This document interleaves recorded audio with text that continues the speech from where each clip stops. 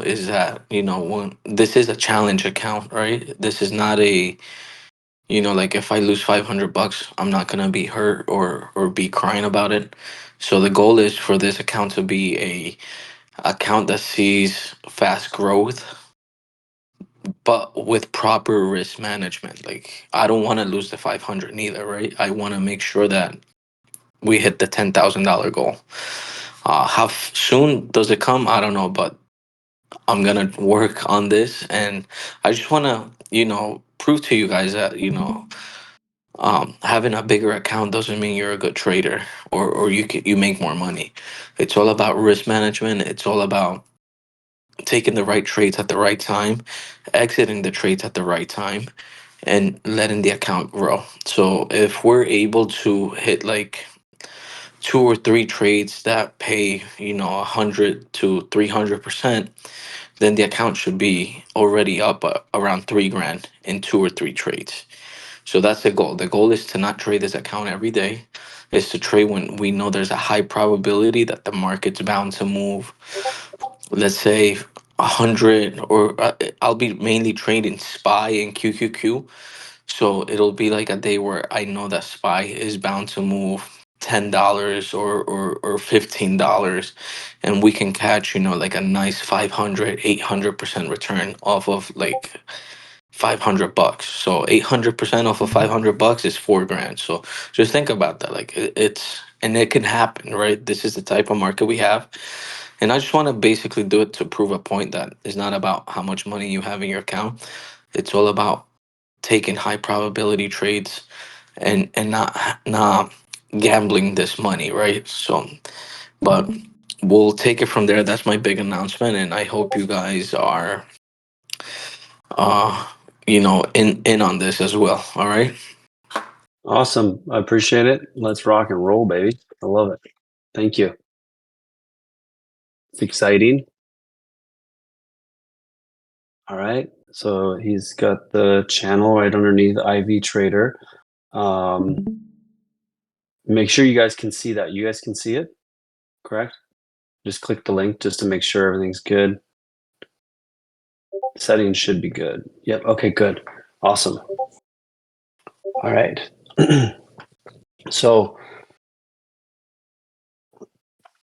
today we're going to do two topics of education before we get in. So what I'll do is I'm gonna do the EDU first, and then I'm gonna get into some stock setups, the broader market, and then what the trades are. Everybody, that's trading futures should already be short. We're just taking a look at ES. It is riding the downtrend. It's pretty clear, really clean off these wicks. Just taking a quick overview. If I would tighten up the trend line, make it really thin, it's we had a slight breakout and close above, and now we're coming back in to the trend. This high point, this wick, I talked all about it on Friday, that this wick here at 5528.75 on ES is a big deal. Closing over it could give us the possibility to squeeze. However,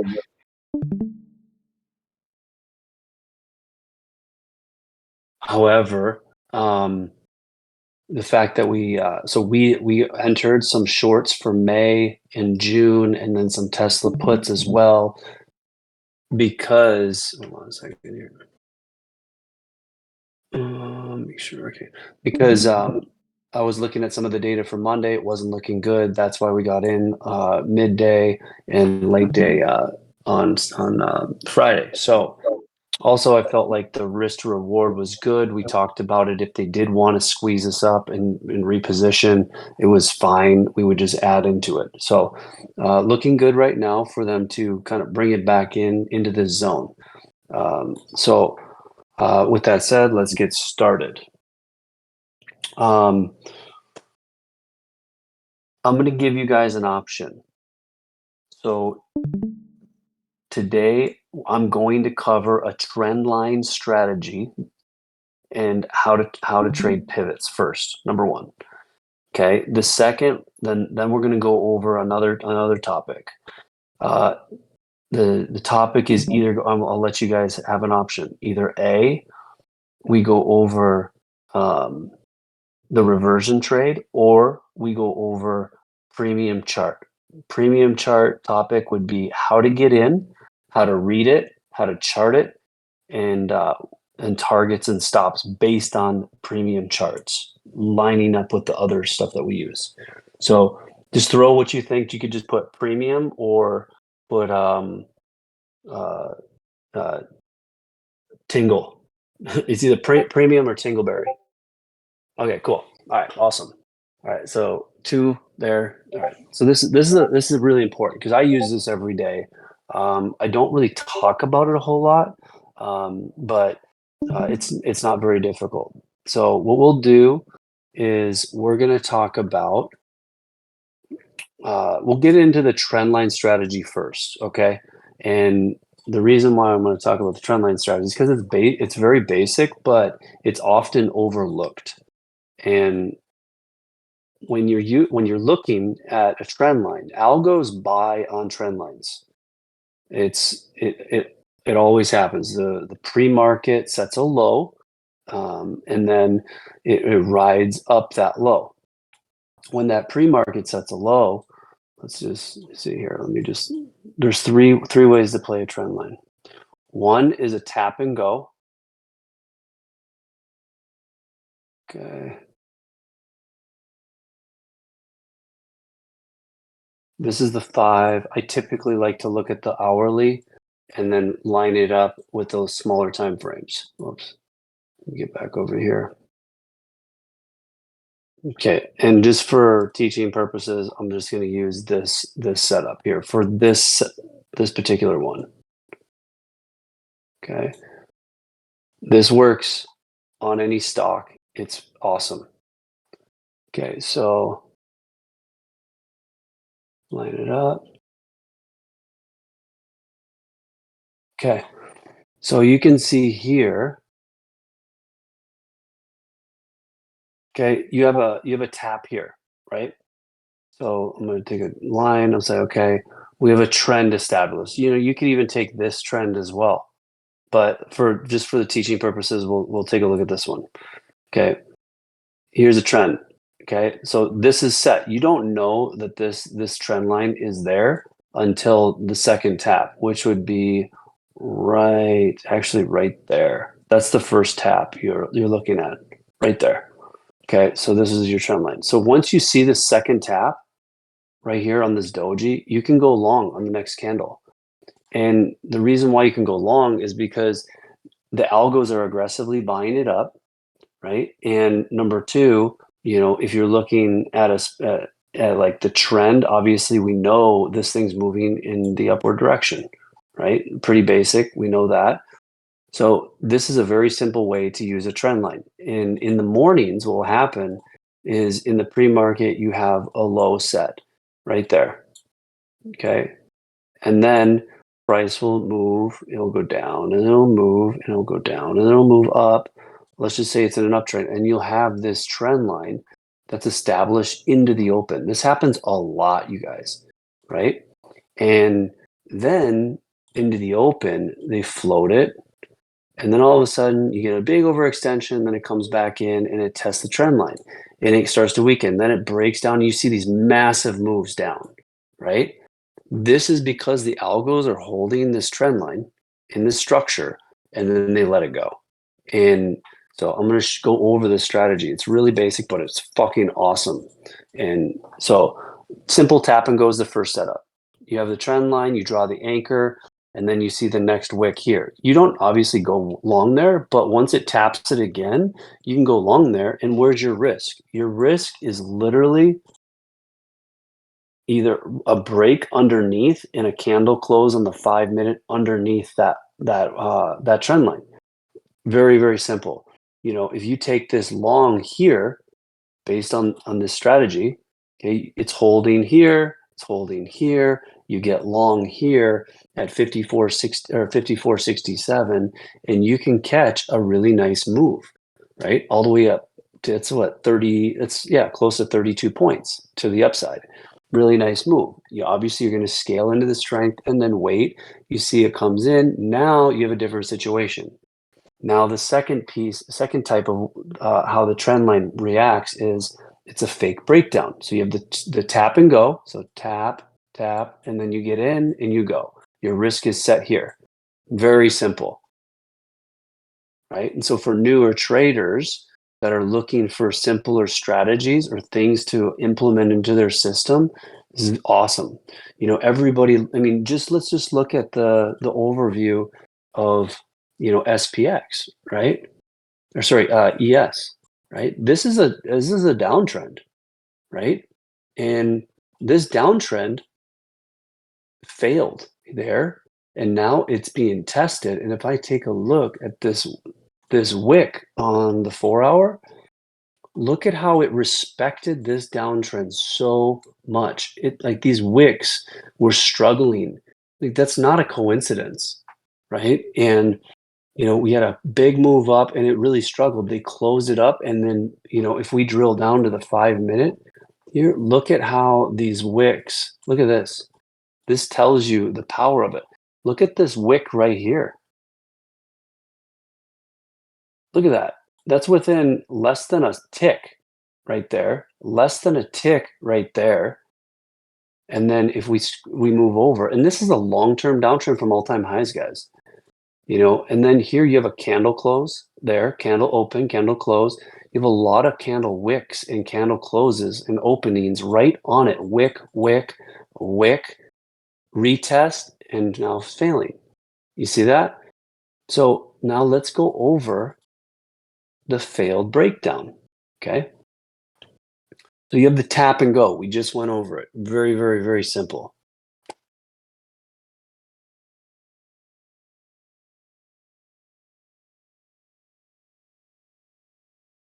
Okay.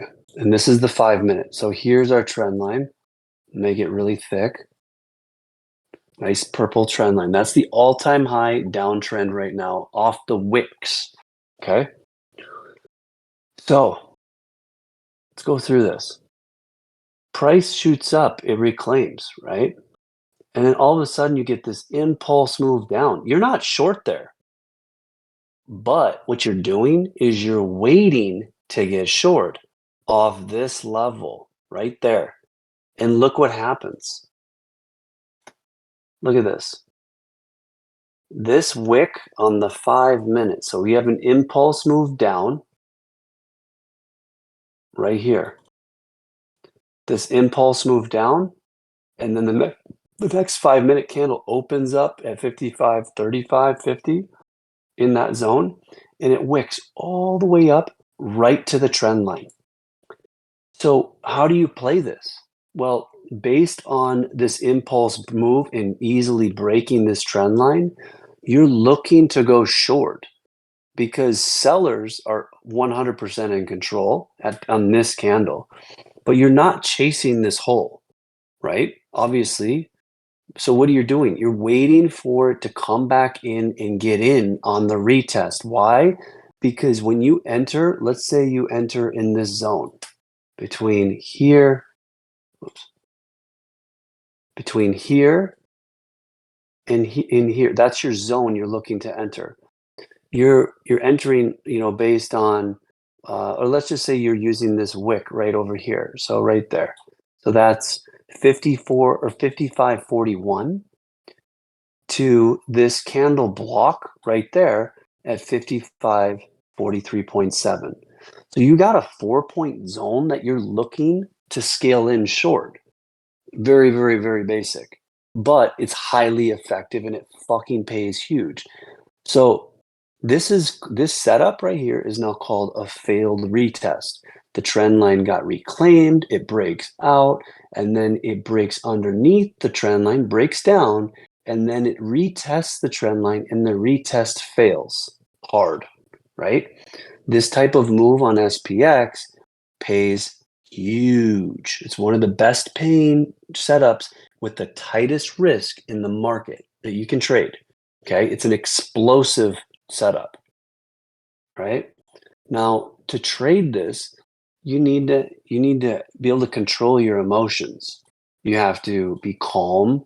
You have to be understanding of like, hey, we are testing this all-time high downtrend and we just broke out. Let me see what happens. Then you see an impulse move down. You sit and wait. Okay, well, they broke. I know I'm not going to chase. Even though I want to, I'm going to wait. Where would I get in? First thing you look for is this block to get tested. And you say, okay, well, this is above the trend line. So let me give myself a cushion. So then you look at this wick right here to this block area right there. You say, all right, I'll give myself this zone to scale into a short. You scale in, and where's your risk? Your risk would be a 5-minute close over this block, which would be this trend line. So 5-minute candle close over that block, and then you can close it out for a small loss. And then obviously in this situation, you get a flush down candle close in a doji, and then the impulse that moved down. This trade paid heavy if you took it, right? That's called a breakout of a trend line, and then a breakdown and the retest fails. So a failed retest, right? So very simple. So we have the tap and go, right? And then we have the failed retest. So for newer traders, using this strategy is really good because what it does is it teaches you how to get into a trade, right? And I'm going to go over the option premiums and how to scale in properly. And like, in my opinion, like for me, as well as a lot of other great traders, if you're looking to buy short, a short position or a put, you're looking to scale in at its cheapest value, right? So as the candle is coming up in, you're already in your mind thinking this thing's going to shoot up here. I'm already looking to get in. So you start nibbling, and it's happening so fast that you might bottom ticket, right? But at this time, what's happening to the contracts? The put contracts, the IV of the put contracts are dropping really rapidly, right? So the cost of value for those puts is cheapening, right? Just as the calls is increasing, right? That's what is happening underneath the option contracts. And so as the trend is moving up into resistance, you're looking to play the counter move because of the setup that you're looking to play, which is a failed retest. And you've got your risk clearly defined. So what's crazy about this setup is, let's say, for example, the trade goes bad. We get in here into the zone and we enter in. Because of the nature of a contract, when it moves up in an aggressive way into resistance, based on the speed and the velocity of the move, the option contract, because of the IV and how it moves, it is mispricing the counter value of the contract, the put in this case, right? Does that make sense? Just if it does not make sense, put a 2 in the chat, okay? So, and it's in the same thing for this down move. As this candle, let's say you got shorts up here, right? If this move's coming down, you want to be trimming into the strength of that move because the impulse of this large sell candle is mispricing the value of your put in a good way, right? So as the puts go down or increase and the candle's impulsing down, your puts may be 200%, but then on this wick, they may drop 100% in value, right? That's why we always talk about scaling into the strength of the move. And then say, for example, in this type of situation, if I were to take this trade on the failed retest here, I'd load my puts, I'd get into my 1/3, 2/3, or full size in the zone, and my stop would be right here, right on this candle. I want to see a 5-minute candle close over that structure.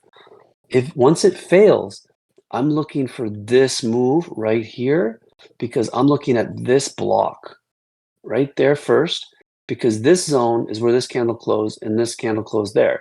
So once this candle opens up below this one and it starts to impulse down, now I'm getting out because that's a large move and I'm impulsing move into my direction, and I'm taking my position off and leaving a runner if I want, or take the whole thing off.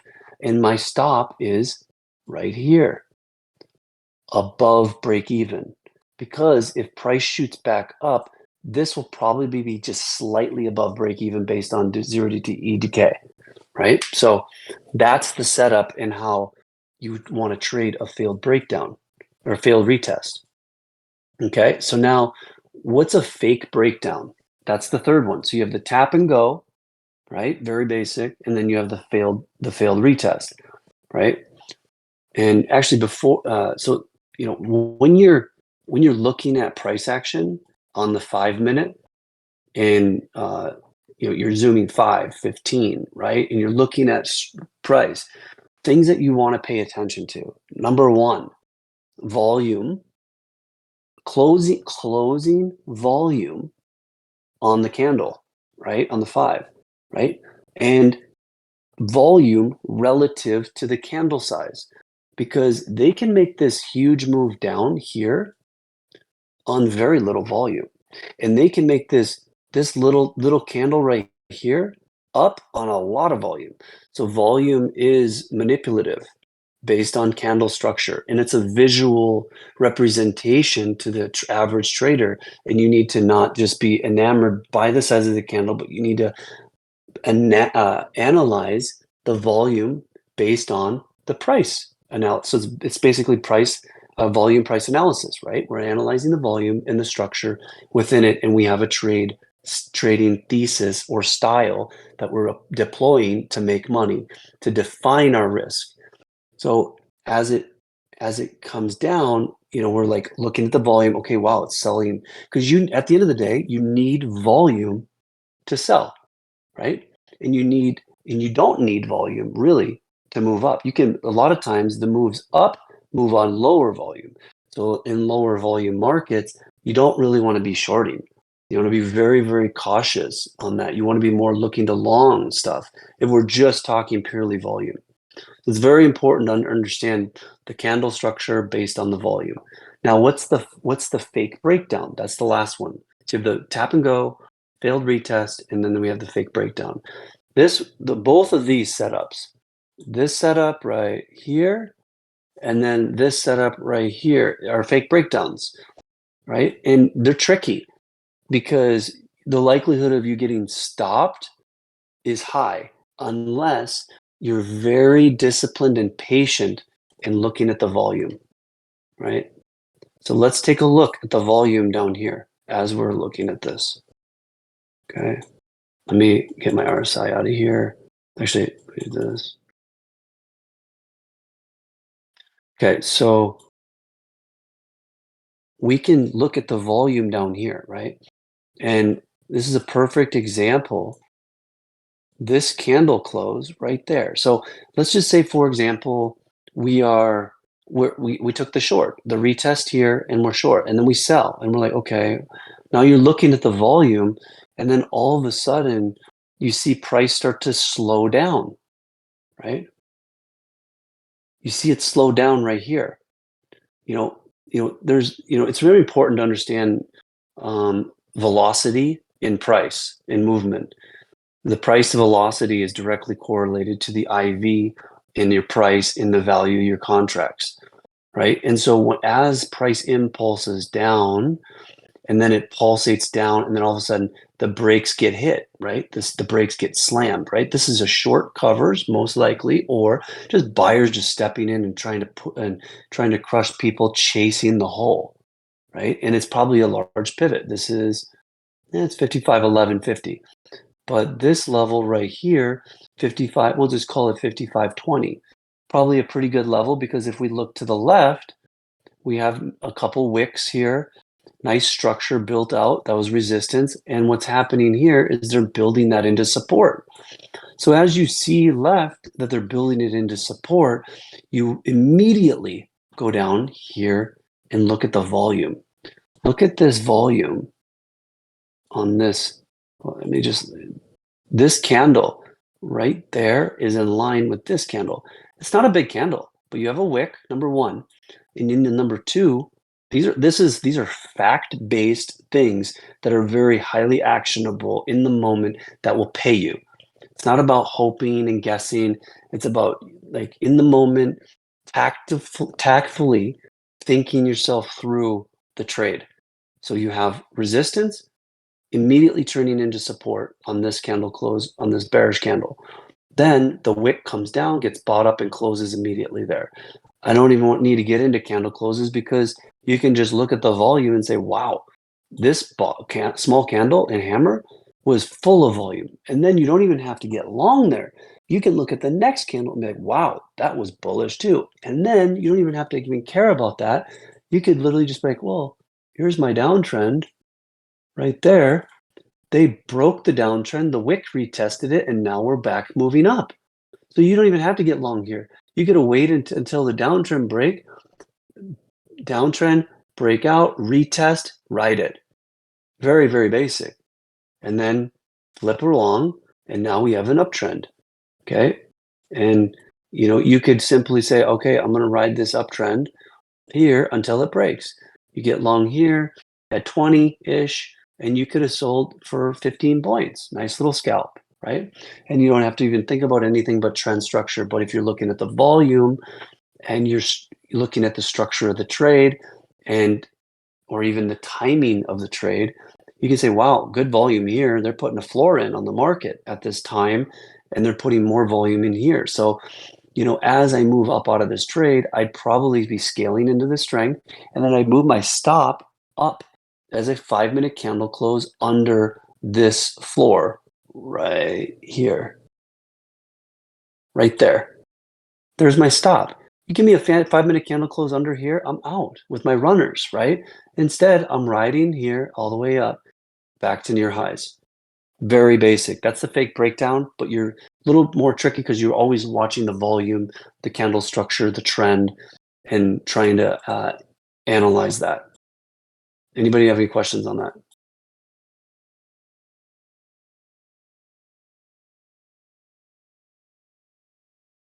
Okay, awesome. All right, let's take a look now at option premiums. Let me pull up my, whoops.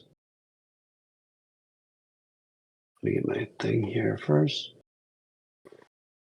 All right, I gotta find a liquid strike. Actually, you know what? Well, let's use FSLR, because we're in FSLR runners from our call swing. May 16th. I'll pull up the chart on the stream. Just give me a second.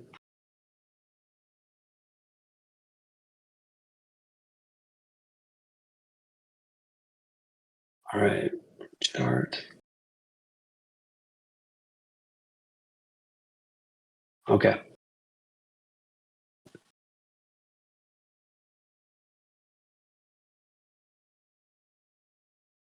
All right, now we're gonna get into premium charts. Change, hang on a second. Where we at?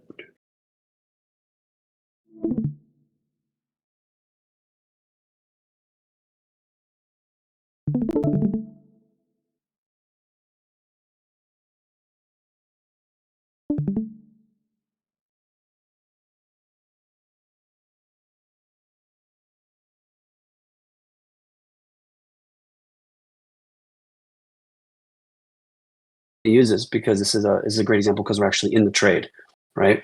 I don't, let me see here.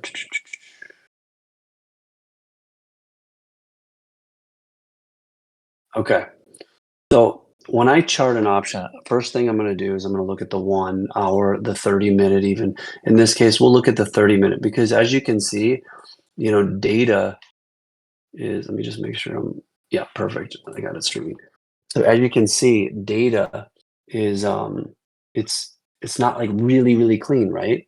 So here's my line. I take a line and I say, okay, let me see where I got a nice floor here, right? Oh, shoot, sorry. So I like this spot here, and SPX 0DTE is a lot easier, but I'm going to use this because we're in this trade. So if you look really closely here on the 1 hour of the May 16th, 145 calls that we're in. Okay, you have a candle tap there, you have a wick here, you have a candle close pretty much close to it, and then a wick there, right? Now, that would be the floor, say $3. Now let's move our way up. So what I'll do is I'll take and I'll try to find multiple taps on the hourly across the board.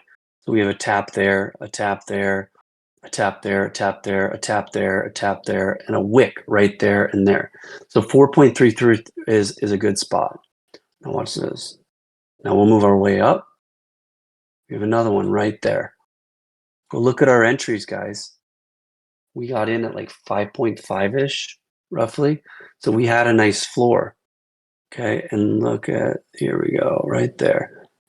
There's also support right there at 5.6. Tap, tap, tap, tap, tap, wick, right? So 5.58 was a nice support as well. Now, I'm going to get into 0DTEs, but just hear me out here. So look where we're at right now. Our contracts are at $8 and they're at resistance, right? We got a little decay over the weekend.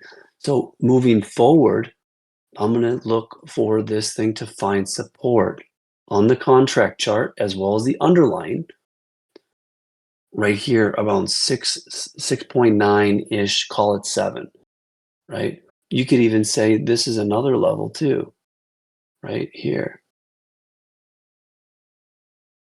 Yeah. And if you, I remember really clearly how these contracts moved, and you can see, let's go to the 5-minute now. Okay. Look at how price stair-stepped its way up, right? It didn't just go straight up.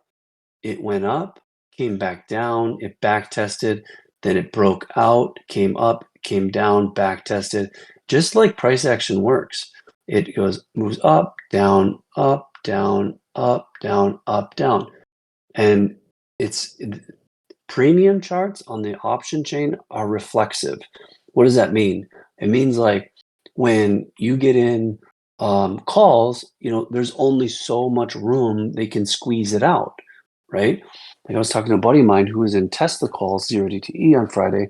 He's like, yeah, they just kept ripping it, but my premiums just topped out. And it just, it was just kind of like oscillating. They couldn't get any more juice because they maxed them out for that move, unless they had an outsized move above where it was. So it's, premium charts are reflexive. And that reflects in the underlying. Overextension, mean reversion, right? You get overextended on the stock, it comes back in. Just like here. Where is it? You get this price move. Whoops. You get the price to move up, comes back in. Now this is a downtrend, obviously, right? Now, for us moving forward in these contracts, I would like to see this thing hit, hit this level right here. So moving forward, I'm looking at these levels on the premium chart. And if I look left, it's respected. You have close here, close there, very little wicks, right? But they're all respected. If I go to the hourly, you'll see action there. You can see these candle closes right there. Look at that. And price will reject off these levels. You can see at this time, this was April 22nd, price rejected at 8.76. And look here, on March 17th, you had rejection or supportive right there. And then even all the way back here, you had prices respecting it. You had a candle close on the hourly on the 3rd of April on that particular spot, as well as right here. Price respects, just like it does on the underlying chart, it does on the premium chart. The only thing with zeros, as you get closer to expirations, you'll experience decay, and you have to kind of gauge that as well, but it will respect the levels. So very important to understand that as you're like, oh wow, like if it breaks this level at 8.0 on my contracts, I should see resistance at 8.7. And if 8.7 cracks, 9.5 is going to come. So, that's understanding you have some range on this contract. And, looking at the volume, we're not even getting into the volume. You have 3,200 contracts bought on the hourly candle on the 17th, right near the lows. And then you have to ask yourself, are they leaving? Did they scale out on this impulse? Because there was 400 volume on this one. So then you're like deductively reasoning yourself through the option chain and saying, wow, okay, I know that they bought all these here, and you can check the tape. You can go back and see, okay, were they buys or were they sells? And sometimes you don't know because they can back into a buy and it shows up as the bid, or it'll show up as a mid and it's hard to read.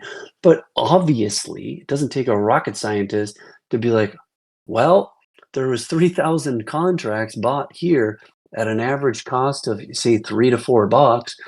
And the stock, if we're looking at the actual ticker, let's go back over to the ticker now. Change. So if we go to FSLR and we look at the actual stock, let me pull it up.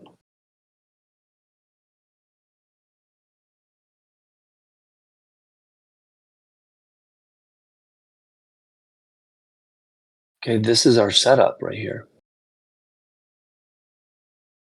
Right? This is clean, like super, super clean. So, some of those dates that we talked about that they loaded all those contracts, which is 417. Well, let's take a look at the price action and how it behaved relative to the contract chart. So they were loading in this zone, right? In that zone, 417, right here, right? So they bought those contracts here at right around, let's just call it between 124 to 128 and change. Their risk is so low. And if you look at let's kind of navigate back into structure on the actual stock chart and how it ties into the option chain. Okay, so the purple box is where they're buying all those calls for our strike that we're in. Now, what's happening in this trade? Because it's a swing trade, it's not a day trade. It turned into a nice day trade because we got 50% on our money and we had 3 weeks on it. So we took a chunk off and left runners. It's a really nice setup. So we're in a big downtrend. There's a lot of things that I liked about this setup. And I'll click my EMAs because this taps into the swing, right? So I never wanted to touch this at all. At all. You never heard me talk about it, but I kept an eye on it because everything's in a downtrend. EMAs, they broke. The 13 and the 21 broke down here. Never reclaimed. Short here, short here, short here, short here, nonstop. So why would you be buying calls? Then if you look at it from a gamma perspective, puts are accelerating. Negative gamma is high on this particular ticker because the sellers are in control. Call buying is non-existent, most likely, unless it's speculative. And those guys are getting fucking cooked too. But watch what happens. Okay. As we accelerate into the downtrend, you get exhaustive selling into what I call the consolidation reversal box. Okay. Big impulse move down, reversion. Big impulse move down, consolidation. And then all of a sudden, boom, massive candle right there. This candle spoke to me right there. That massive move, that's a warning shot to the bulls. And yeah, this could be too, but the way the EMAs are shaped and the distance that it created from the 200 is notable, right? And you had the difference between over here, over here in these wicks and here is a lot. You had impulse selling, huge impulse selling off of an ER, right? Then it just basically consolidated in a box and bulls were stepping in. Now, once you know, like, okay, I'm keeping an eye, now what are you looking at? Well, EMAs are flattening and now they're getting into an uptrend. This is an 8 hour. Okay, we're not even talking about the 1 hour. Okay, let's go to the 4. Okay, downtrend, flattening. Now it's flat, and now right where they bought is where the trend shifted. Do you notice that? The box was where the trend shifted, right? So they bought at the perfect time. So now you have option data and flow that's supportive within price structure and consolidation after a sharp move down, right? So these are the facts that you're looking at, or that we're looking at when we take a trade for a swing. Now, why do I have this red line here? Right here. Let me make it big. Why is this even important? Because this is my compression box, right? So the compression box is money, because what happens is in the compression box, you're looking for this warning shot. This warning shot defines the box. I see this wick here, and I'm like, okay, let me take this across. Then all of a sudden I get another one, and then it retests the same top, right? And it's like a tube of toothpaste. So as we compress, right, we're wide, and then all of a sudden it starts to get tighter and tighter and tighter before it pops, right? So as long as the tube of the toothpaste holds, right, compression gets tighter and tighter and tighter before it goes, right? So some people call it coming into a pinch. Some people call it an FV. Call it compression. It doesn't really matter, right? So where's your risk on this trade? Well, we got in right here, right before the break, because I was watching this and I wanted to see if they'd retest 32 on Friday, but we didn't need to because the whole thing was ready to go. How did I know it was ready to go? I'll show you. Number one, the flows was supportive. Number two, the 4 hour was ready to go on the EMA strategy, right? Curl, uptick, right? And so I know gamma was shifting from negative to positive based on flow. I knew I had my warning shots over here to the bulls. And then also the market was supportive too. The market was not weak, right? So I'm not going to be like, when I'm taking a swing or I'm taking a day trader, or no, it's short-term or long-term swing. I want my swing to be in line with the index. I'm not gonna be like, oh, I'm gonna go short on this and we're in a fucking melt face ripper, right? You want things to be in line. The other point is they have earnings coming up this week, right? And I know that the IV going into the earnings, no matter the time frame, which should juice. Also, the company's not exposed to overseas, right? So the tariffs aren't going to affect it as much. So there's a lot of things. And then another technical cue, these are just facts that I'm looking at. One, here's the left shoulder, here's your head, here's your right shoulder. So this is a breakout structure into a compressed price action with supportive flow. It was a layup, like literally a fucking layup. We could have taken zeros, but that's not the point. The point is we got on the same side as the whales, because if they're not going to close out and the structure still holds and they got earnings coming up, our runners are paid for, right? Make 50% on your money, let some runners go. And my target for this stock is going to be, first stop would be, let me go here.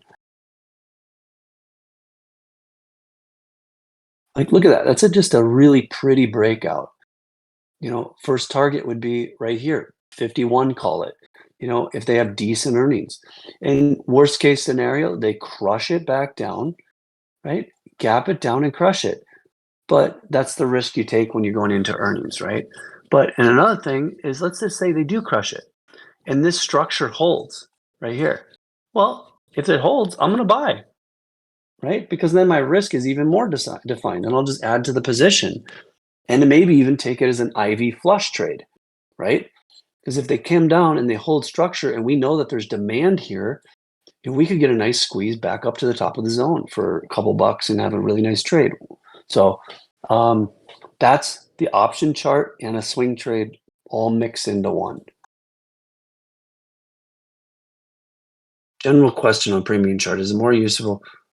It doesn't matter. It's useful for all of them. The hardest part with the for Gaboon, the hardest part is when there's not enough liquid on the chain, then it's impossible because you need data. So let's go to SPX.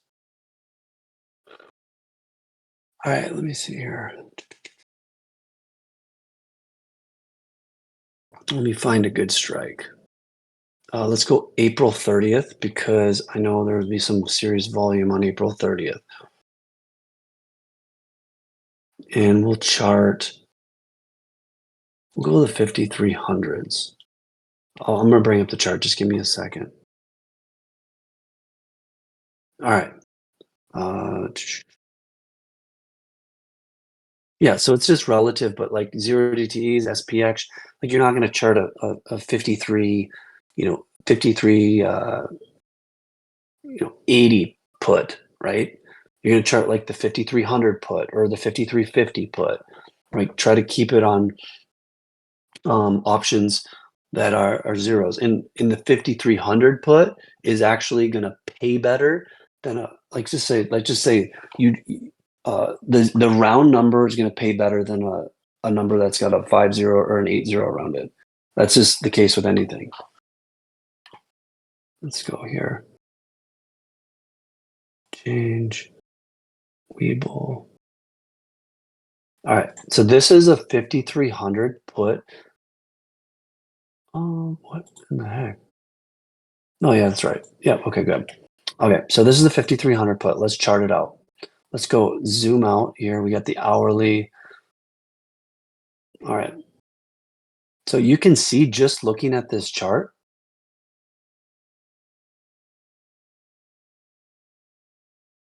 it's sitting here in demand. Look at that. I mean, this goes back. Look at this, guys.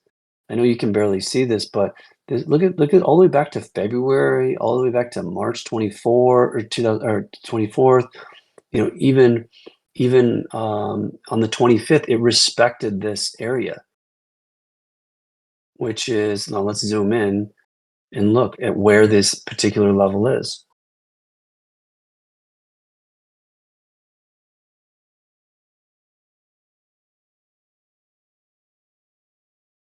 Whoops. Let me go daily. This is it'll be easier to go daily. All right, so there we go.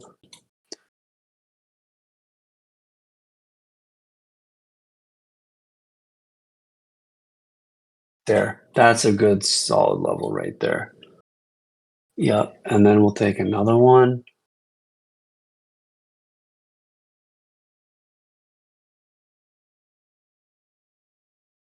Right there.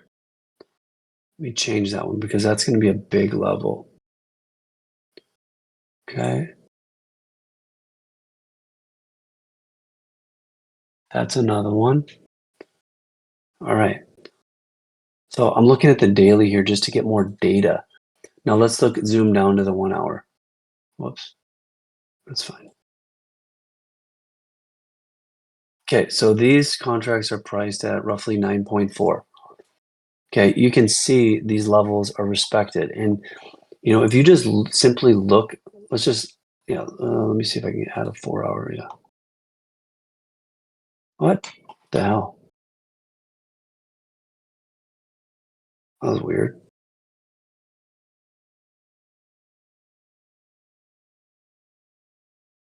I don't know why it's not doing that. We will, whatever. Anyways, so with these 5300s, look at how price is reflexive on the option chain. Like we know that, this is a huge move, obviously. This is when they dumped it and hit the low. They hit, what's that, 50,000 a or no, sorry. Yeah, 505 a contract. Right now they're sitting at 9 and they're basing off of a support on the contract. Coincidentally, we're moving bearish into the week, right? So a lot of traders will look at the option premium chart and use it as support and resistance. Now, zeros, obviously you have to calculate decay, but a lot of times you'll see price makes a floor right there. Now, if this, oh shoot, I'm sorry. Go here. So if price pops above this wick here at, on these 5300s, let's just call it between 13.5 to 14.2, it's gonna rip. And it's gonna rip to it'll probably rip to 19.4, looking at the hourly. Let me go to the 5-minute.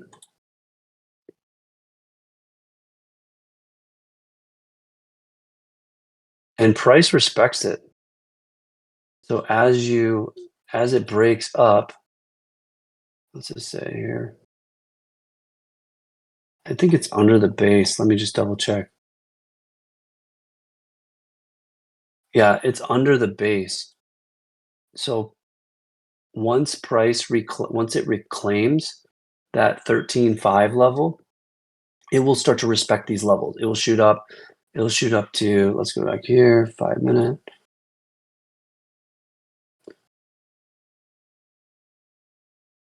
It will shoot up to 13.5 and it will reject there. But if it reclaims it, it will probably reject, come in, consolidate, or if it pops and holds it, then the next spot it's going to respect is right here. You can see all these candles. You can go back test this and practice it. Look, candle close there, rejection. Candle close there, bounce, bounce, rip, come down, hold, reject, and then retest, and then fails. So you could say it's kind of, it needs to break 10. Let's call it 10 on these 5300s for the 30th. Once it breaks 10, it will see 13.5. And then as I look at it, I'm like, okay, well, where's my next target? Well, I could have my stop. Say I buy one contract for 900, or I'll wait till it reclaims. Once it hits 10, I buy one contract. This is just an example. Once it reclaims and holds, I could put my stop underneath it on a 5-minute close underneath this particular level, and it will match up with the underlying. Obviously, if you hold it all, for days and days, and you're coming close to expiry, you're going to have to deal and figure out theta and what the levels are below if it just consolidates. But looking at the option chart only, obviously you want to be looking at volume. You want to be looking at, is it going to continue up? Just like we have a downtrend on this option chart. It's been in a downtrend since, was this? The 24th.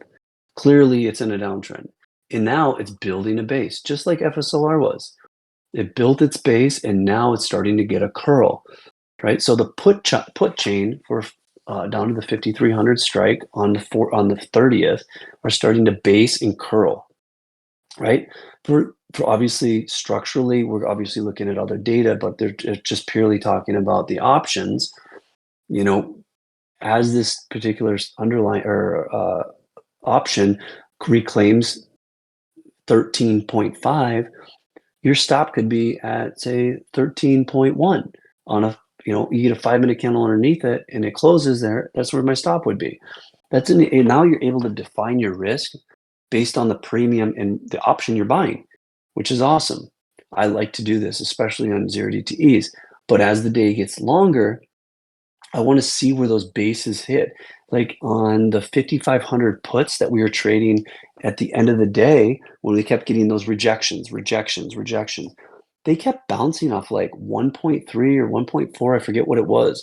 But every time those puts just kept bouncing off of it. And then you could capture 80 to 100% every fucking time and just put your stop right under 1.4. You have a 10, 0.10 stop, and then you're just scalping it, because I told you guys, I said, look, the resistance on this contract chart is 3.10. Every time it got to 3.10 to 3.2, it just rejected. And then the option would just rebound right back down to 1.4. And then all of a sudden theta started to kick in. And then, that kind of negates it as you keep, so it's definitely situational, depending on the expiry and how much time you have. But looking at this contract, If we do get continuation, this should definitely see 13.5, and then it should see some resistance there, and it will line up with the chart. It's crazy how this matches so well. And then as it starts to break this particular line, let's say we get a nice move down, that 21, it will line up with the chart. I think it's 21. It's probably right here, right around 20, we'll call it. And we'll come back to this chart. Let me take a screenshot of this. We'll come back to it, and we'll just take a look at it this week. There. I'll throw it in my channel, and we'll reference it just as like a case study, right? So there's our screenshot of that 5,300. So it's the 430 5,300 put. There. Now what we'll do is we'll watch and how price reacts as it goes through, and then you guys will see, oh shit, it rejected here, then it reclaimed, and then it rejected here. And that gives you targets, and it also gives you stops if you want, while you use it in confluence with the stock chart on the underlying, right? So if we do break down and this contract gets up to, let's just call it right here, between 19 to 20, it's going to find resistance there. It will. And the market will probably bounce in that zone, right? But if it breaks and holds, then we should get a real ripper. And it makes sense too, right? Think about like in the next couple of days, if we do see some downside, some selling pressure, we should, we're going to bounce. Looking at the actual chart, now let's take a look at this. Now let's take a look at ES for a second while we have that in the back of our mind.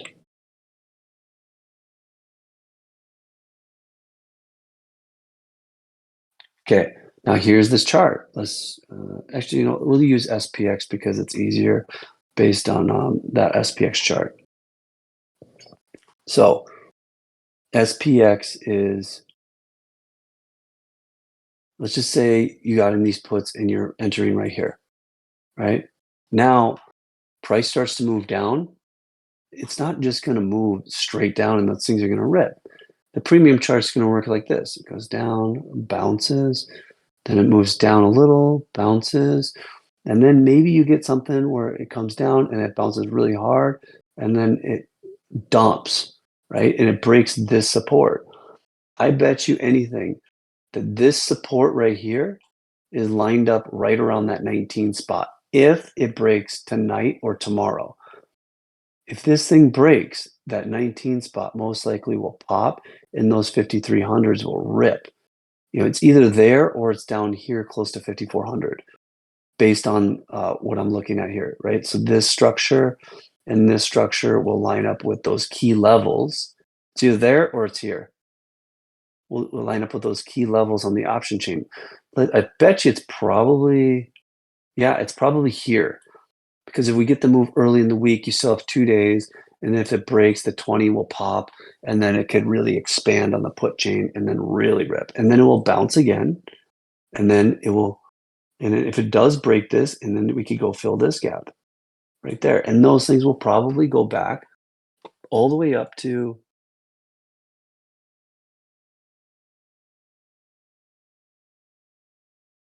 let's just take a look now. Let's go to the hourly. Like there's a gap here. See, like here's the gap from when they gapped it up. They were 200 a contract, right? So once, whoops here, I don't know why it's doing that. There's a level there. And then let me take this one. You have a gap here. So you have a gap in the contract right there between 65. You have a little gap right here too. Okay, right there. That's a level. So if I'm just analyzing the option chain, I'm looking at like this. Oh shit! Why did it do that? Go there. If I'm looking at the option chain, I'm saying to myself, all right, obviously I'm not just looking at the option chain to trade this, but if it breaks this level, I'm saying, okay, let me see what the options are doing. Let me see what the stock's doing. Okay. Selling pressure is still weak or still there. Okay. I've got time on these contracts, right? And if it breaks this wick here at 13.5, I know I'm going to most likely see the next level at 15.5. So if you're in the trade and you're like getting nervous, you can reference the contract chart for another layer of confidence. Now, I know if it breaks this spot here at 20 in that zone, the likelihood it hits 25 to 29 is really, really high. We'll probably bounce up, come back, hold support, and for continuation, you can see this thing move up just like it moved down. Look at this. The option chains are all reflexive. Expansion up, consolidation, and then downtrend, base, expand up, comes down. Now it's basing again, right? And so just based on dealer positioning and all that stuff, this and looking at this has a good chance to expanding up and getting up into this upper zone here.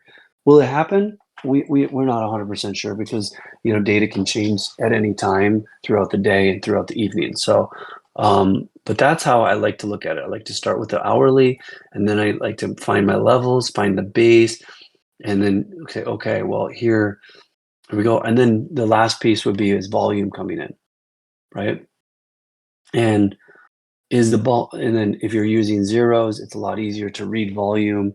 If you're not using options depth, I read volume through the tape, and I also use options depth to be able to read the price and to like say, okay, and then I also use structure. Say, okay, all right, these things are basing at this level. This is a good spot to get in. We have volume hitting these. This is supportive, or you know what? Hey, they're selling these calls here. Okay, let me see what options. Okay, yeah, it looks like they're taking a little off, but then the volume on this strike and this strike really tells me the story. The tape's telling me what I need to see. And that's how I kind of put it all in. It's not just, oh, one thing, let me just do this and I'm going to make money. I like to use multiple layers of confidence because at the end of the day, you I want to have facts for everything I'm doing, not just guess, right? Because even using options depth, if you're trading zeros, yeah, it can be positioned correctly, but they can leave quick. And if you're not watching the data really closely, you might miss it, right? And then if you're in an uptrend, all of a sudden, boom, they're out, or they close their positions and they flip to the downside in real time, you might miss that, right? So it's all about the details in trading and not just um, hanging your hat on one thing, in my opinion, and finding out what your style is too, right? If your style is, I just want to be a swing trader, then you hone that skill. Swing trading it gets kind of a bad rap. It is difficult to swing trade in this market. I'm not gonna lie, very difficult. That's why we're not swinging a whole lot, but um, you know, swing trading is what made me a good trader. I literally, it's my bread and butter. However, I'm very cautious in this market because of the volatility. Last thing I want to do is get in a swing and get cooked. But my hit rate on swings is extremely high this year. Like this is just this year, it's really high for the room. And a lot of times my swings will hit 50 to 100% plus in a day or two. And that's because I'm analyzing those data points and looking at things just outside of the lens of, oh, well, they hit $2 million on this, on this flow. Like that shit doesn't matter a whole lot. There's a lot more to it. So, um, anyways, that's gonna wrap up the EDU piece, right? Does anybody have any questions about that?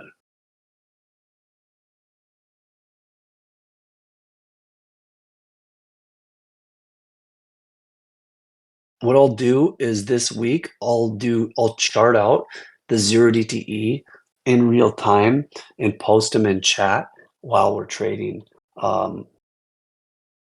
Not every day, but I will do it though. And I'll do call versus put because I like to say, okay, these calls are doing this, the 5,500 puts are doing this, the 5,500 calls are doing this.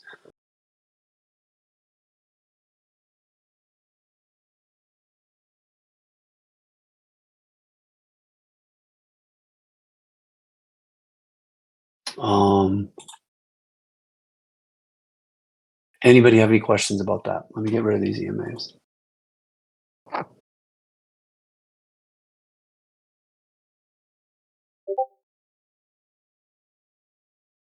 How do you take into account theta? Well, let's just say, well, it depends on what contract are you taking. Are you talking about 0, or are you talking about 1 DTE, or are you talking about 2 weeks in theta?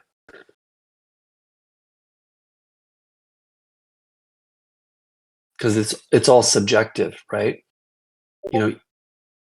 All of it. Okay, so let's just talk about that for a second. So, in my opinion, how I like to trade is, let's say, for example, the market comes down, right? And it bounces. Let's just say, let's go down to the 15-minute. Okay. So market flushes. Now, let's say the 5,000 calls, no, wrong one. I'll go over this in a second. So for zeros, 5-minute. So Friday was a really choppy open, right? Excuse me. We had a pivot. Our pivot was 57 or 40, 54.75.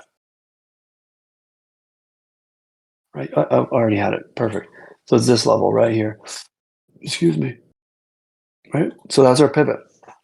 Right. So in this zone, as it's flushing under the pivot, reclaims, flushes under, reclaims, like the 5,500 puts right here. This is how I like to think about it. The 5,500 calls here are probably, at this time of day, they're probably $1,200 or $12 a contract. 12, right? So $1,200 a contract, right? So if they're 12, right, and I get this move, I better be getting the hell out, right? That's a nice move, right? What's that? Almost 20 points. The reason why you want to get out is because of theta, right? Because by the time it comes down and retests it an hour later, those things are probably going to be 700 a contract, right? But now the thing is if you look, we'll go through this week. I'll show you. Like, even though the price is at the same place, and you have decay because they're whipsawing the market, and that IV, it's flushing the IV out from the open on the contract, and you're having decay. You still will see price respected, even though it's not at the price that it previously was at. You'll see there's support at this spot, and you'll see call buying. This is what's crazy.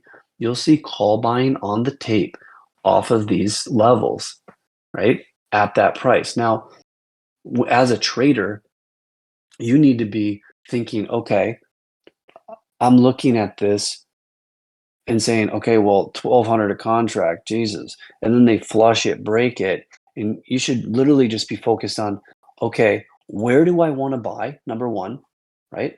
That's the number one thing. And what contract am I going to buy? Okay, so you get this move up, you miss it. You say, okay, well, if they come back down to this level and it holds, meaning you get a 5-minute candle close over it, you're going to take it long. And your stop loss is going to be a 5-minute candle close under the pivot, right? So now we're talking pivots and option charts. Okay. So if the contract chart here, right here at this spot is $7, right? So 7.0, right? And you get in, you scale in 1/3. Okay. And then you get, what is that? 10-point move. And you're like, oh man, I'm up 10%. Great. And now all of a sudden it comes back down and retests. You might have time to get in, right? But you might not. That contract test will probably come really close to your entry, maybe wick under it 10 cents, 20 cents, but it will reclaim and hold it, right? And then as you come and get a move up and out, you really want to be scaling out unless you know this is going to move up. How do you know it's going to move up? Okay. because you need to analyze theta in real time if you're trading zeros. We had this drawn in the chat or in the room. This was our top. This was our resistance. You should be selling. Hit this every time. Sell. Oh, enter again. Sell. Right. And so when you're looking at entries on the premium chart, you're looking at the 5 minute. Let me see if I can pull it up here. Let me just give me a second. Let me take a look at the option chart quick. We go to. It's just going to work a lot better when I do it on zeros because the volume is so high. Let me see the 5500s. Yeah, there's just no volume. So I'll do it tomorrow and it'll be really nice. It'll be clean. So as you get the break of this, then at this point, you just take it long and your stop is here and you say, okay, well, I'm going to get back in the 5500s. Well, by the time you go from, say, here, the contract chart's at, 1200 a contract, then it's at 700, now it's at 600, and then now here it's probably back at like 800, right? 900, maybe more because you're closer to 5500. And because you broke the downtrend, you're just like, okay, well, let me rip. And then let's take a look here. Let me see what the 5500s for Monday did.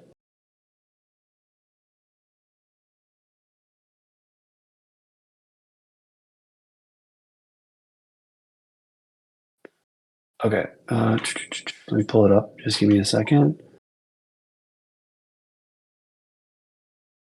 Okay, here we go. Let's do this. Let's take a look at Monday.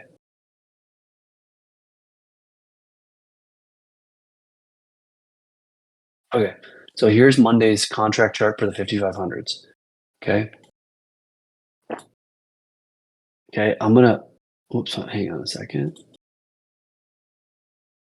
Now, check this out. You guys see this? I'm gonna put two things in here.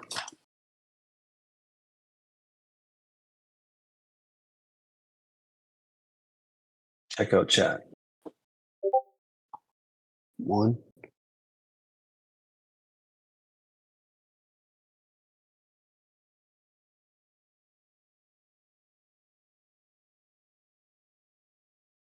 One second, let me just double check something here. Hang on. All right, where is 1, 2, 3? All right, where's the open right there? Okay. All right, so I'm gonna put one more in chat. Move this. Oops. Give me 1 second. Okay. Look at this. This is crazy. Okay, now look at this. Look at that. What if I told you the bottom one was the option contract chart and the top one was the premium chart or the actual stock chart? You see the similarities, you guys? It moves the same way, right? So how do you know, right? Look at the volume bar right here. Look at this. Somebody at just after the London, I think it's London. Yeah. Yeah, just after the London, I believe. Yeah, I think this is on time. Okay. Yeah, just after the London on that reversal, look at the volume that came in. Somebody bought 500 contracts here on this volume bar right there at the low, right? And these contracts this is a Monday 5500 put. So like this is tomorrow put or sorry, call. The 5500 call for Monday at the reversal point at 11:30 reversal, which is actually price. That is exactly where the pivot is. Okay, meaning the 5475 pivot that we just talked about is right there. Right there. Okay, look at the downtrend right here. Look at how it respects the price. comes up, retest, same shit. I'm not saying draw trend lines on your option charts, but I'm just saying the support and resistance. Look at how it respects it. You have a tap here, you have a tap or wick there, wick rejection, and then it reclaims. You have volume supporting the move, right? And then it reclaims. The downtrend is broken, reaccumulating on the contract chart, break out and rip. Like, look at where these candles are putting in moves. Right there's a good. Is this a 5? Yeah, it's a 5. So look at this. Look at here. Rejection, rejection, rejection, rejection. Comes down, tests the support, the demand zone, comes up, tests, reclaims, breaks out rejection, and then boom, you get a candle close over the supply zone in that level immediately. And then as soon as it pops, comes down, retests, and is off to the races. And look at where it rejects too. Finds supply right there. Rejection, reversal on the candle chart. All right, there's a candle chart. You can see it. It's doing the same shit as the option chart. You guys see this? Now check this. Same thing. It's doing the same thing. Okay, this is where the guy bought. Right here. Right there. That's where the dude bought. Comes up, rejects, reclaims, rips, retests, and goes. It's literally mirroring the same fucking thing. And what's cool is you can read it using your brain, like using oh wow, the underlying chart. We know 54.75 was the pivot. We knew that. It was written out well before the market opened. You have the line on the chart, and then we know, okay, well, we know we have demand zone on the option chain or on the option chart. Let me go back to the option chart. Okay. Let me post this. Okay, so let me go here.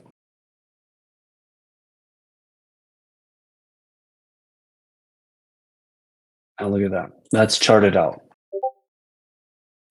It looks fucking identical.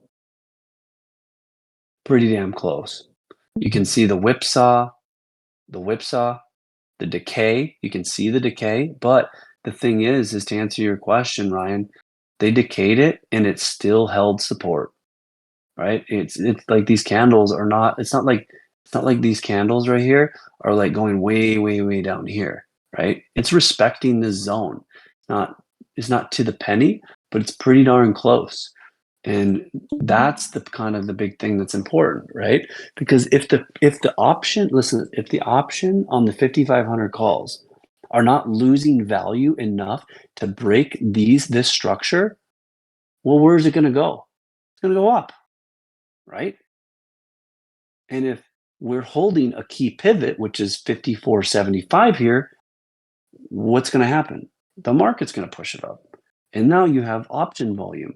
Somebody bought 500 or 482 contracts at this price at right there at the bottom on support at $25 a contract, right? That's 2,500 times 482. That's a lot of money coming in 5 minutes, right at the low off of our pivot after it fully decayed.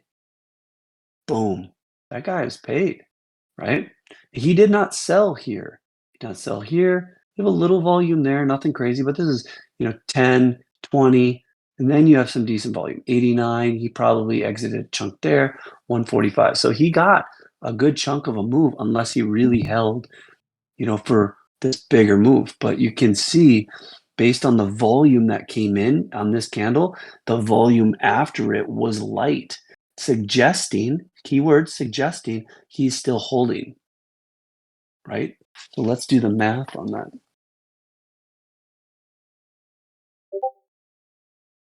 So it's 482 times 2,500 occurrence. So that was a $1.2 million that came into the tape on these Monday calls at the pivot at this time.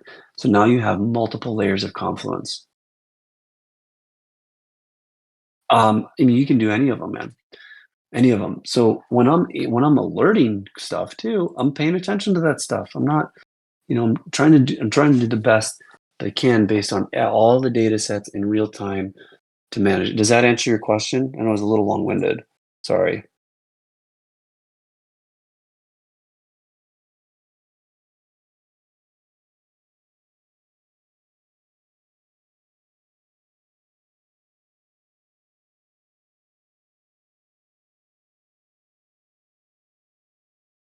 Okay.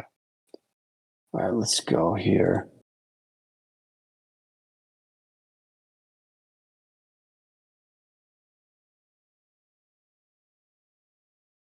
Okay, quick question. I've been watching SPY versus XPX, the premium volume. Well, I mean, when you're using SPX, it's cheaper.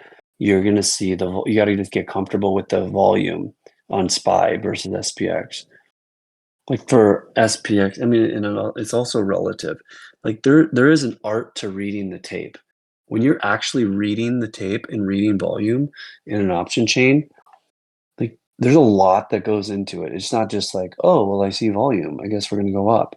Like there is multiple times where, like options depth data, when I'm looking at some of this stuff here, and I'm looking at the customers, and let's see here. Oh, I can't do it right now because, oh yeah, here I can. And I'm looking at these bars. I can't do markers because it's not in real time, like meaning the market's not open. I'll see my markers and I'll see these volume nodes start to lessen. That is saying that they're closing their positions out, right? So it'll show this price bar thin out into a line. It tells me that the bars that they're selling those long calls, right? So you hear Ivan talk about it. You hear us talk about, the dealers in this, the dealers in that, and then they're closing this. The difference is this: if they're closing these out, how do you know exactly how much and and when did they do it? What I like about using this, and I like using to read the tape, is because I can calculate the volume and premium really fucking quick in real time, and I know by looking at the tape if those are bullshit orders. So a couple days ago, or a week ago or so, somebody mentioned that, oh my God, they're in the 5,500 calls or the 5,520 calls. Oh my God, look at all these 5,520 calls. And they were so far out of the money. That was bullshit because all that volume was sold right back off, right? So they weren't going to get paid, way too far out of the money. But the thing is on options depth, it didn't show the whole volume sold out. And there's a thing on Wall Street where some people throw money on the tape because they lost a bet or something, and they have to be the bait, quote unquote. So like you'll see, so what I call it is a slow drip, right? So like for example, let's say 5,500. Let's just say 5,500 is the spot, right? That where they're buying all the calls, right? And we're at 5,450, right? And you're like, oh my God, the volume! Look at the volume on the 5,500 calls. Well, if you drill down into the tape and you say, well, all that volume came in at 6.0, 600 a contract, and those contracts are at 2.0, 200 contract. Well, shit, they're down over 100%, or sorry, over 60%. And you're like, we're still here. Well, there's still the volume on the tape. Like it's not like the volume's disappeared. Options depth data might not fully show that they're fully exited because they might not be fully exited and they might be in a different position and using that position to hedge their position. Does that make sense? So you need to deductively reason through the tape. And I know it's kind of getting long-winded and a little complicated, but these are the things that I'm doing like lightning fast. And I'm looking at, and it just takes practice. And there's a few other things that go into it that I'm watching like overnight or like size of orders and all this stuff that tell me without a doubt the direction of where we're probably going to go. So moving forward for tonight, it was really good. I just noticed that we rejected a key level. Look at this rejection. Look where this wick, you guys, rejected. Look at the high point. What is the number that I kept saying nonstop last Friday? 55, 28, 75. Look where this wick rejected. 55, 28, 75 to the tick. Right? Could this break out? Yeah, it could, but it had a perfect rejection. So if I'm looking tonight for shorts, I'm looking, if it retests that zone, I would get short for sure. Unless I wanted to take one now and I have my stop on a 5-minute close over that zone, right? So everything still looks fine to the downside. We do have a little reversal setting up here and it's moving back up, but they need to get it over here. But we could just fucking chop nonstop. But let's take a look here at Bitcoin now. So with Bitcoin, interesting. I would like to see it cool off, and I would like to see this 88.5 level retested, excuse me. But ahead of that, you have 91.39 as a key zone. So we had a really nice breakout. We literally watched the sucker and played the breakout on coin. We're in CONL shares still from down in this zone under 84 at I think the shares were at 13.8. I think we're in. I still like coin up. However, if you're in CONL shares, expect a cool off. If you want to take profit, feel free. Okay. But this zone right here in this 88.5 zone is going to get tested, in my opinion. It will get retested. And if it does, we'll watch and see if we get some nice candle closes above it, and then we'll go long again on some of those stocks, and we'll look at for another move up, because price just isn't going to just go, this. I mean, yeah, it could, but I would like to see this come up, trap some people short, build some structure, maybe wick under, and then get up and go. Maybe it even comes down and retests this zone again here, right? So these are the things I'm looking at on Bitcoin, and then I'll play the other stocks. Let's take a quick look at MSTR.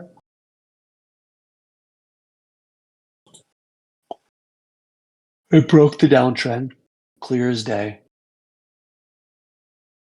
Now,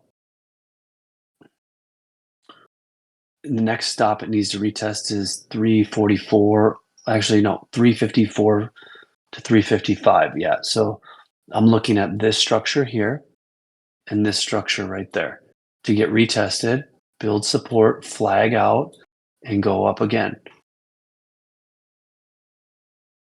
And that will fit with the Bitcoin analysis. Coin is in the same boat.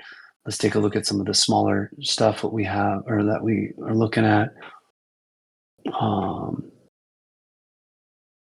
This is ARM. Actually, it's pretty decent. I don't like the candle though. APP.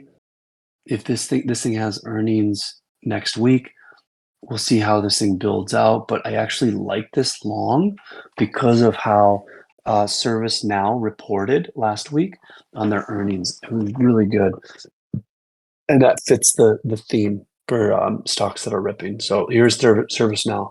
This is off earnings. Beautiful, beautiful move. But now it's in resistance, clear as day. I'm looking at this as resistance here. Right there, that spot. And you could even say down to this zone right there. All right.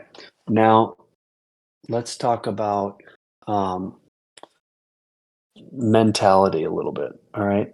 So, when you're on Spaces or you're just reading or watching YouTube stuff, just remember Did you talk about specific stock shares? Okay, I'll go into that first. All right. So the ones that we are long, like, or we already are in long. PB, which one are you talking about? The ones we already are long, or the ones that we are? Oh, he's not even on. Is he? Oh yeah, he is. I mean, the ones that we are long, or new ones. Okay. So you want me to talk about the new basket or the whole basket that I want along, huh? Well, we're going to be short Tesla right here. We are short.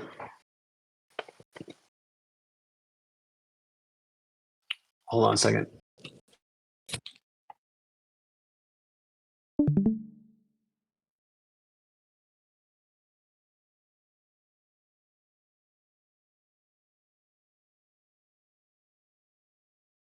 Yeah. I'm not going to get into those stocks right now. Yeah. We are already long. We're long term TSM right now. This is a stock that we entered long term at 155 with shares. Okay. Yeah. When it's time to get long, I'll unload the rest of the basket. But right now we have a starter position, or not starter, but we have position in TSM right around 155 alerted. We also have CONL shares alerted near lows. Right when Coinbase was down in this zone at the 175, 170 zone, we're in CONL double X leverage shares. Some people are still in MSTR. I love MSTR long term. You can trade it with MSTU. Pretty sure that this thing, let me just go to Bitcoin really quick. Talk about the few that we are long. Look at this monthly. Look at this. This is so dirty. Is long. So this structure is really dirty actually. Let me just leave it there. So this is a a morning star reversal. Yeah, I love it. I love that. Absolutely. I think SOXL is good. 100%. Yeah. So this is a morning star reversal in a bull flag. So if you look at the weekly on Bitcoin, right? This is a beautiful little bull flag falling into, and then all of a sudden it just falls in and it fake breaks down. And then the monthly, it threw a fat doji in, and then we have a bullish engulfing monthly setting up. We have 3 days left. If Bitcoin does close, I would say over 96,465, 466, this is going to set up a dirty move, like a really, really dirty move. But I don't expect it to actually. I'm expecting it to come back in and give us a 50% retrace either early next month, right? Right around that early next month, and then give another leg up because everybody's long, max long some of these Bitcoin stocks. I just don't see how they're just going to keep it going. I think they're going to give a 50% retest of the monthly, and then they're going to really rip it. I love the June calls on these stocks. So long-term stocks, we are long TSM. I mean, this is a beautiful stock. Beautiful setup, I think. I think this thing looks great. Really nice retest of demand here. Big wick, nice buying volume. All right, and then I also had mentioned Boeing. Boeing around 150 was always a long. I said it multiple times. So let's see here. Where's Boeing? I think it's 178. Yeah, 177 coming into a nice resistance. This is a big spot. So really we wanted to break 188.5 for the long term. Now I would like to see this thing cool off, come down, retest 162.50 into this zone and see that hold. If this zone holds, I'll put it right here. If that zone holds, another nice place to add to the position, nibble in. Because long term, Boeing, TSM, NVIDIA, some of these Bitcoin stocks, they're going to they're going to double easily, in my opinion, over the next 5 years. Okay. Obviously, NVIDIA is going to be fine. So, if you're buying the stuff around here now, can we go lower? Absolutely, we can go lower. Just remember that and scale in accordingly. If you want to buy 2027 leaps, I don't really recommend, or end of 2026 leaps, I don't mind it at all. I think it's a good spot. Another one is Google.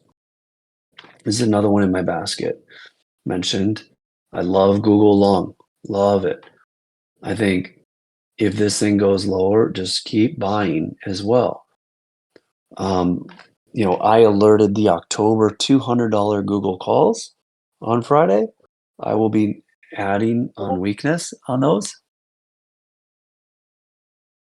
Is there a channel? Swings, the swing channel, right? With the little yoga person.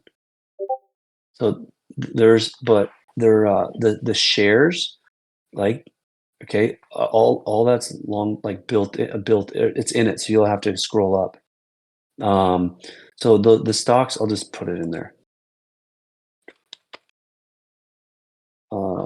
Longs currently, you'll have to find the cost averages, but I'll just say currently ESM, NVIDIA. I'll just say here, I'll throw some numbers out there. 155 zone, NVIDIA,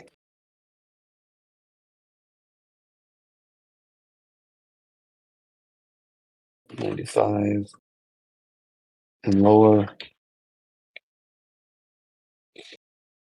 And then was BA under 150 is great value.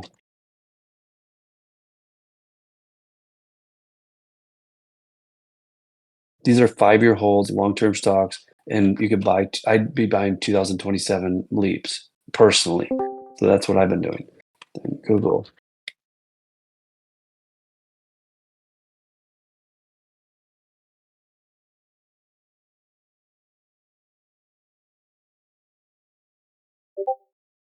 Google under 160 is fine. 160.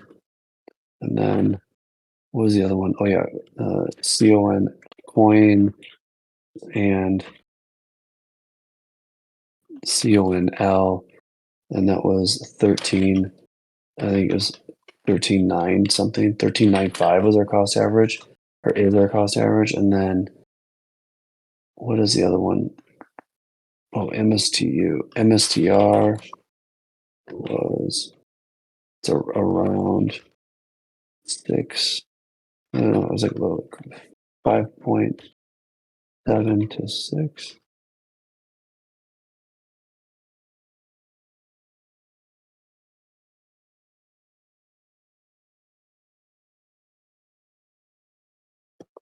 And there, I'm putting them in there right now. MSTU.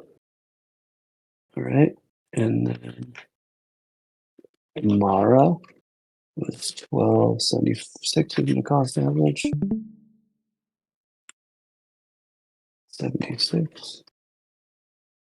And then CLSK 875 or lower. I think Florida Hokie put a lower cost average than that. You got in early too. There. So I put it in there, and then I'm gonna pin it.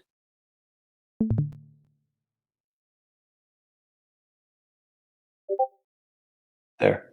So that's in the swings zone. So obviously, if you're buying around that zone, yeah, no problem. You're buying around those zones or lower, you got to be thinking long term. Like, this is not like oh yeah, I'm gonna be like printing money on these by next month. Like, this is the long term for medium to larger portfolios, thinking long term down the road. I know these stocks will do really, really well. The bigger companies like Boeing, Google, NVIDIA, TSM, and then there's a couple other that we're going to add. those ones, I'm highly confident that they will easily double, uh, because one of my contacts um, has these particular stocks and a few others in their basket that they have not been trimming and that they're actually nibbling on under those levels or around those levels. With that said, let's quickly talk about what's coming up this week. All right. So this week we have a jam-packed week, and I want you guys to understand, like so in general, like for me as a trader, I'm not a I'm not a one-trick pony. I don't like do just um, uh, I don't just trade one way. I look at a lot of stuff. So you'll hear me, for those that are new, you'll hear me talk about a lot of different things, right? Don't get overwhelmed. Like, like everybody's different. If you want to just trade Wyckoff, just trade Wyckoff. If you just want to trade, alerts, just trade alerts. If you want to just trade, the Tingleberry and the overextensions, just trade that. If you want to trade RS's statistical moves and based on candles and timings and his fibs, he's unbelievable. He does EDU all the time. He's fucking awesome. He's been in here since day one, literally. There's a handful of guys in here that have been in here since day one when the room opened. And um, and then we have Hawk Holdings. He's a swing trader. He um, really good high percentage hit rate. He'll come on voice here and there. Then we have Vinny's Corner. He's more of a day trader, good solid trader. Florida Hokie's a beast. He has great mid cap plays, fantastic equity plays.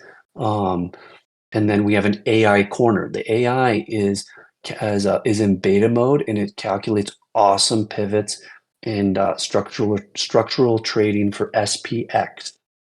And then we have OB flow and trades. That's only bags.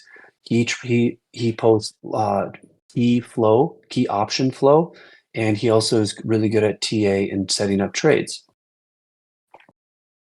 And then we have futures. That's John. He trades off footprint data, and then we have SPX flow and GME data. That's Clay. Clay's running that. You don't really need to pay attention to the SPX flow because that he's doing that more for me because I'm looking at like large, like 50 million, $100 million blocks, and seeing where they're putting money. And then he's kind of like he's a GME guru. And then me in my sales corner, every morning I post my pivots.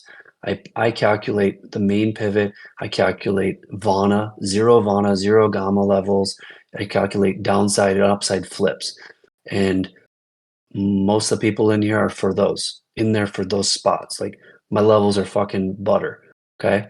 So, um, if you don't know how to trade a pivot, please ask. Okay, it's very simple, just like a trendline strategy, over under. We want to see 5-minute candle closes over key levels and then risk a 5-minute candle close under or over the key level. That's how you want to do it because at the end of the day, we get liquidity sweeps and we don't want to get stop hunted. Okay, so now for me, looking at the week ahead, one of the things I like to look at is pattern analysis and pattern recognition. My buddy who does he does the buying and selling for one of the largest and most one of the best performing hedge funds this year. His CEO has got over 56 years of experience, and he built his hedge fund on pattern recognition.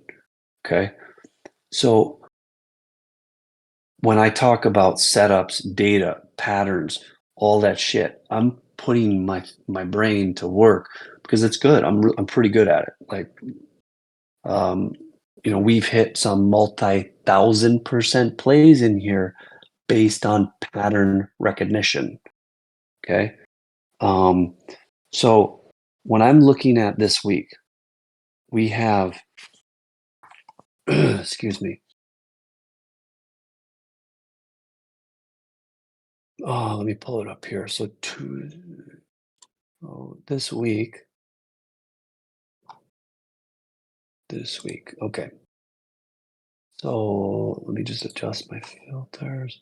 So this week we have really Wednesday's the big day.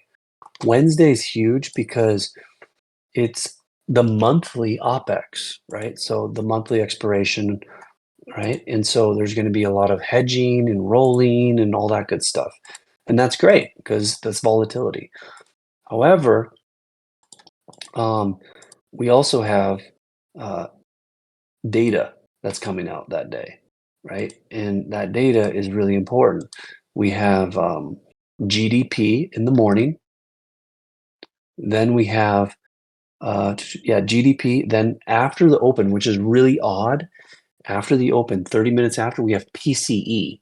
It's not normal. Typically, it's before open. And then Wednesday after the close, we have Microsoft earnings, and then we have Meta earnings as well. So Google is going to react on that and so and then we have on Thursday, we have Apple and Amazon reporting. We have ISM after the open. So, and then we have NFP, non-farm payrolls on Friday. So looking at the overall data, we're going to take, and then Tuesday we have JOLTS. Yeah, we have JOLTS. That's a big one too, after the market opens. Yeah. Yeah, exactly. It's a huge week. It's a really, really big week. Um, so yeah, so I've traded these data sets so many times that I'm telling you, this week is going to be fun. It's going to be fun. And, you know, moving forward based on the positioning, based on dealer positioning, I have an outlined thesis, meaning it's like a thesis is like, it really doesn't matter what happens when the market opens, because when the market opens, I'm 100% neutral, but I have this kind of like very light, thin layer of a thesis that has a tendency to play out.